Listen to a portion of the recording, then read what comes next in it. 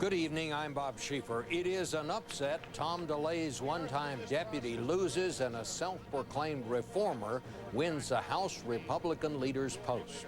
We'll start there tonight, then we'll have these stories. State of the Heartland, how the skyrocketing cost of energy is forcing more and more people to demand help this winter. I'm Lee Cowan. Premature birth rates are rising. I'm Elizabeth Caledon with a new test that gives moms peace of mind. Stop. After 150 years, Western Union gets out of the telegram business. Stop. I'm Richard Schlesinger. This is the CBS Evening News with Bob Schieffer. Well, there's just no other way to say it. The Tom DeLay era in Republican politics is over. DeLay stepped down from his House leadership post when he was indicted in connection with campaign finance fraud. And today, House Republicans turned back DeLay's anointed successor and elected Ohio Congressman John Boehner to replace him. Boehner is no household name, of course, but he has pledged to clean up the mess left by the lobbying scandal, and this is an election that could have an enormous impact on everything that comes before Congress this year. Gloria Borger is on Capitol Hill. Majority Leader. It took John two Boehner. secret ballots for John Boehner to beat the odds-on favorite, Roy Blunt, a Tom DeLay protege. It's been a well-fought race. I think our members wanted to make, obviously to make a big decision, and they did. Boehner's support came from a Republican caucus calling for change, to cut pork barrel spending, reform the lobbying culture, and move away from Tom DeLay's win-at-all-costs strategy. To get back to the way we were when I came to Congress in 1994, 95, where we're the party of reform, of change, of new ideas, of taking chances, and not the party of winning. The new majority leader was a lieutenant in Newt Gingrich's Republican Revolution. One reformer, Jeff Flake of Arizona, says that Boehner's history is what got his vote. But he was part of the, the revolutionary group that helped with the contract with America and helped us really craft the message that I think we want to now revive. And so he's kind of a bridge back to the old warriors. And he won this time by promising to curb a process called earmarking, known to most as pork barrel spending. He may call himself a reformer, but he is no stranger to K Street lobbyists. His political fundraising committee has received over $30,000 from Jack Abramoff's tribal clients. And back in 1995, Boehner apologized for distributing campaign checks from the tobacco lobby on the House floor. Rahm Emanuel, who runs the Democratic House Campaign Committee, says Boehner's election today is just more of the same. Quote, meet the new boss, same as the old boss. Bob? Thank you very much, Glo. The government's top intelligence officials had a chilling report for senators today that Iran does not have a nuclear weapon yet, but the possibility that it may acquire one is real and must be taken seriously. And in a wide-ranging hearing, the officials seemed at one point as concerned about leaks to the news media as the nuclear threat. Here's David Martin with that. The nation's top intelligence officers told Congress today al-Qaeda remains the #1 threat to this country, and that while Iran doesn't have a nuclear weapon yet, its efforts to get one are an immediate concern. But the issue most vividly on display was the clash between government secrecy and the public's right to know. CIA Director Goss delivered a tirade against news leaks. I'm sorry to tell you that the damage has been very severe to our capabilities to carry out our mission. I use the words very severe intentionally. He vowed more leak investigations like the one into the disclosure that Valerie Plame was a covert CIA operative. Reporters brought before grand juries and required to reveal their sources or go to jail. It is my aim and it is my hope that we will witness a grand jury investigation with reporters present being asked to reveal who is leaking this information. The leak that dominated the hearing was the New York Times story about the National Security Agency's warrantless eavesdropping on suspected al-Qaeda operatives inside the U.S. In the weeks since the leak, the president and other senior administration officials have publicly defended the eavesdropping. But the full Senate Intelligence Committee has yet to be briefed on it. Only the chairman and vice chairman have been told the details. The reasons we are told is that the 13 other members of this committee cannot be trusted to know the details of the program. One of those 13 asked the Deputy Director of National Intelligence if he would tell the committee in secret how many Americans have been monitored. Pardon? I'm not at liberty to do that, sir. Public hearings on the eavesdropping begin next week, but the Justice Department is refusing to turn over classified documents outlining its legal justification. David Martin, CBS News, the Pentagon.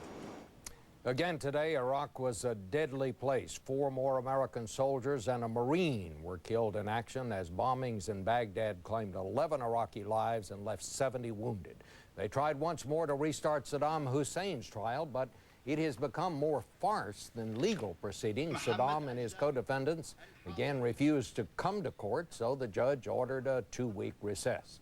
Our Laura Logan was in the courtroom at the beginning of this trial and is back in New York tonight to help us sort all this out. Laura, I simply do not understand this. You have one of history's great mass murderers, and yet he seems to be running the trial. What's this all about, and where does this go? Well, Saddam Hussein has been accused of a lot of things, Bob, but he's never been accused of being stupid. And it certainly doesn't appear as if his defense is either, because from the moment this trial began, the strategy was very clear. Turn this into a stage of justice, an absolute farce, as you say. And they're winning at the moment because they brought the proceedings to a halt. And the appearance of credibility is what really matters in this trial, and that's what's missing at the moment. Well, why doesn't the judge just tell him to sit down? That's what a judge in America would do. Well, he does. He tries. And this judge is the second judge, the first judge who was accused and criticized by many people of not controlling the courtroom. He resigned, and the new judge came in laying down the law, making it very clear he wasn't going to tolerate this, and it didn't work. Well, what impact is this having on the Iraqi people? Well, many people in Iraq, you know, have stopped watching the trial from day to day. They've lost interest to a degree, but for those who believe that Saddam Hussein is guilty, they just want to see him hanged. They don't care about the trial.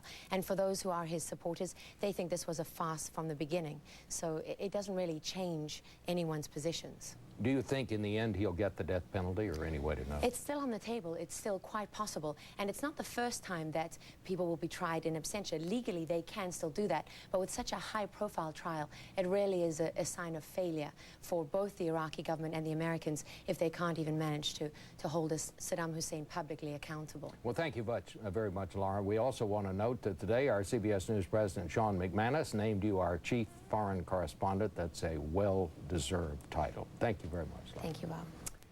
And continuing with news from the Middle East, now there is one more thing generating a lot of anger there. It involves cartoons, of all things, and there is nothing funny about it. Richard Roth has that story.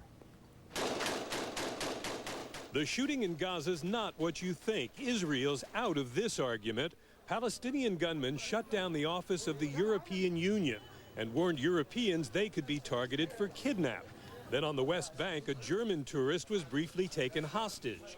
There's a fury that's spreading among followers of Islam, ignited by a dozen newspaper cartoons depicting the Muslim prophet Muhammad, including one with his turban in the form of a bomb with a burning fuse. Drawing CBS News has decided not to broadcast. Many Muslims regard any depiction of Muhammad as blasphemy. They see the cartoons as a deliberate provocation, and they're demanding Europeans apologize. When the cartoons were first published 5 months ago by a Danish newspaper as an experiment in free speech, the controversy was low-key. Boycotts were called against Danish goods in the Middle East. But when the cartoons were reprinted this week by newspapers throughout Europe, the anger spread. It has nothing to do with press now. It became political affair. And it's dramatically opened a divide some Muslims call a basic conflict between Islam and the West, a clash of cultures.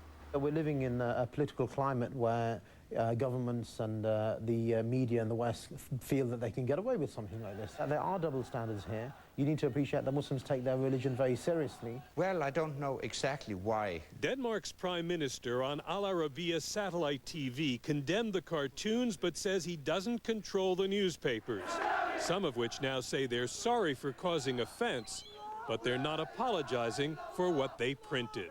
Richard Roth, CBS News, London. In the case of the Texas mother who drowned her 5 young children back in 2001 took another twist today. A Houston judge ordered 41-year-old Andrea Yates freed from prison on $200,000 bond. She'll go to a state mental institution until next month when she goes on trial for a second time. Her original murder conviction was overturned last year. Coming up, sky-high heating costs. We'll show you how some Americans are struggling to pay their monthly bills as we report on the state of the heartland. But first, CBS News honors American heroes Jason Hendricks, an avid bodybuilder. He enjoyed competing against his dad and brother. An Army drill instructor, he was dedicated to his men. He volunteered to go to Iraq to be with them, brought them supplies, and gave up his Christmas leave so they could go home to their kids.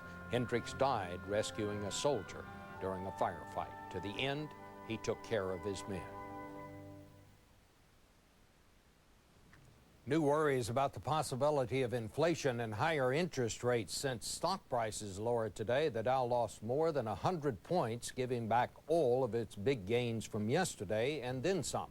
Shell is the latest big oil company to report big profits for last year, more than $25 billion, a gain of 37%. President Bush is talking up alternative fuels now to get the price of energy down, but a lot of Americans can't wait. They need help now to make it through this long, cold winter. Lee Cowan in Minnesota reports tonight on the state of the heartland. Tonight's Powerball jackpot. The president didn't mention Josephine Ruiz in his State of the Union, but that's not why she feels left out in the cold. We found her huddled next to her space heater in her St. Paul home. Her thermostat turned down so low, it barely registered. At 55? Uh-huh. That's what you keep it at all the time? Yep, yep. That's pretty chilly, isn't it? Yes, it is.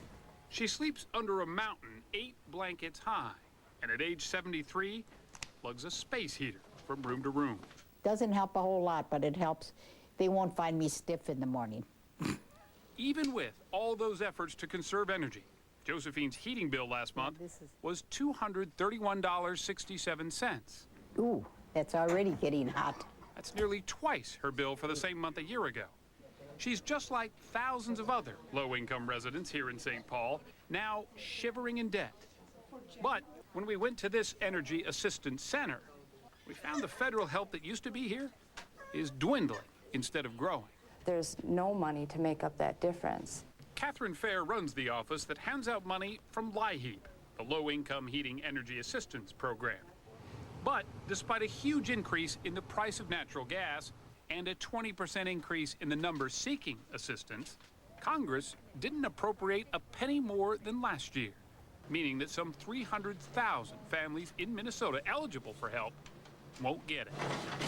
I have a senior citizen in the northern suburbs, a supposedly affluent suburb, and she's closing off rooms to her house. Let's let her go! It's not just low-income families who need help. School districts in the city are even worse off. Although the district has turned down the heat in classrooms, installed energy-saving lights, even computers to monitor it all, none of it has saved enough to cover the increased costs this winter. We expect our budget will be overrun or overexpended by $2.5 million. Just to heat the schools? Just to heat the schools. Take it one step further. St. Paul's nursing homes. They can't lower their thermostats below 71 degrees by state law. If all that wasn't sobering enough, well, consider this. It's actually been a pretty mild winter across the U.S. In fact, here in Minnesota, it's been the warmest early winter on record. And yet, even so, consumers are still crippled by their bills. It is impossible to get through on what we have now for the rest of the winter. A snapshot of one city in the nation's frost belt, watching their wallets as closely as they watch the weather. Lee Cowan, CBS News, St. Paul. And just ahead, the simple test that is proving to be a valuable tool in predicting premature births.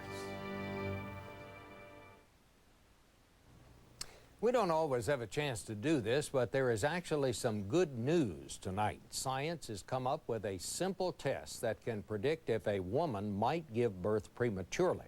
With the number of premature births increasing, that is very good news, because when a child comes early, anything can happen. Here's our medical correspondent, Elizabeth Calland.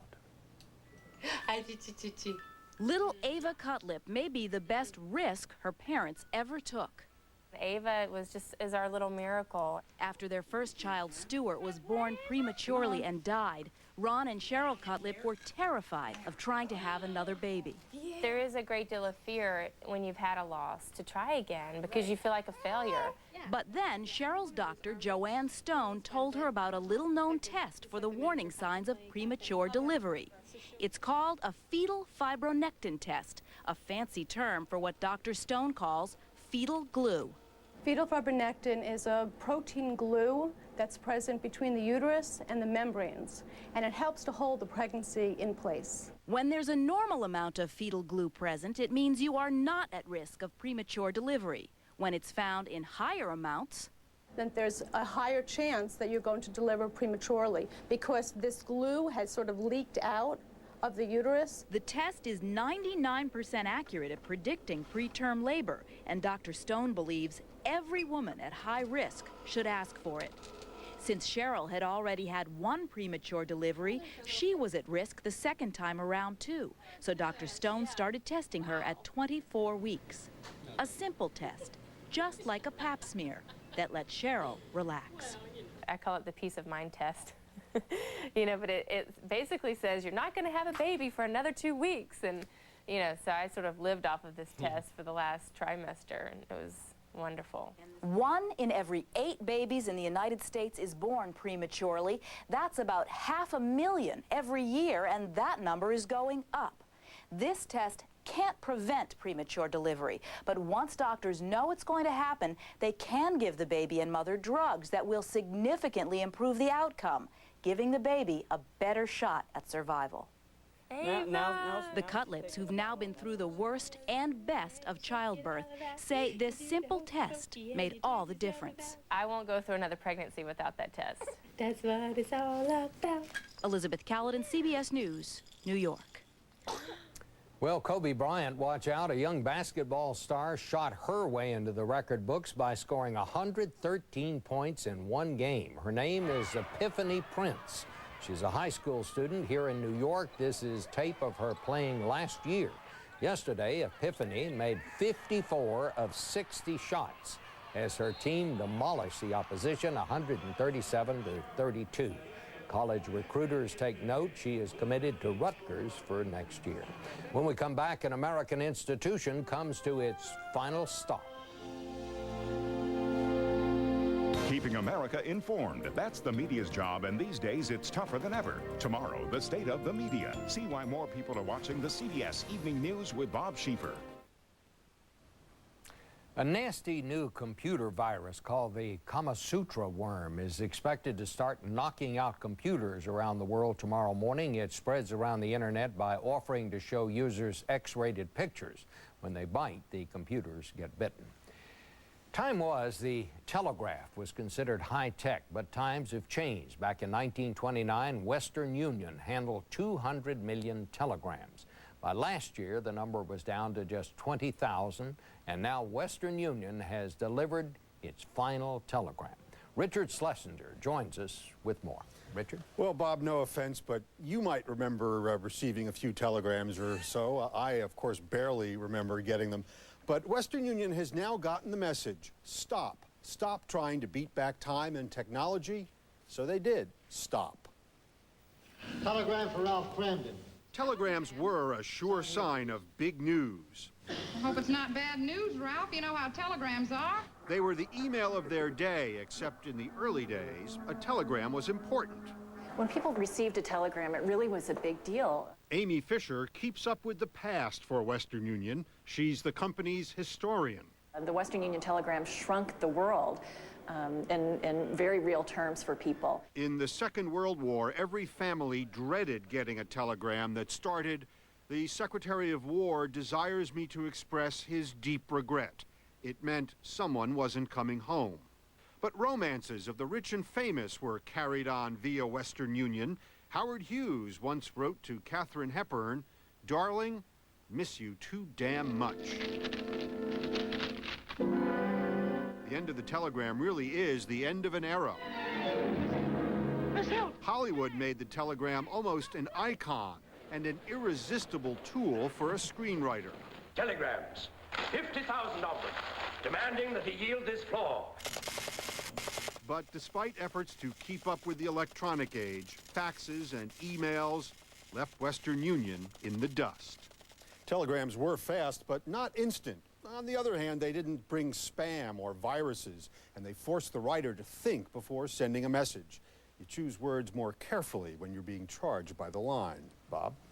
You know, Richard, that may be your last report after that Did I intro, say- No, but at least you're going out on a good one. No, Thank I didn't mean very you were old much. enough to remember. I have a good memory. That's what I the meant. news. I'm Bob Schieffer. We'll see you here tomorrow. Good night.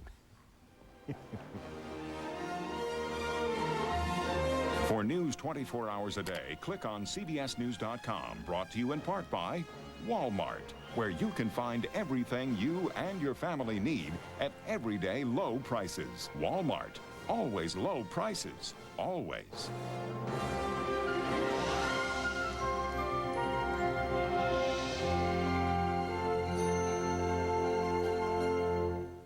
This is CBS.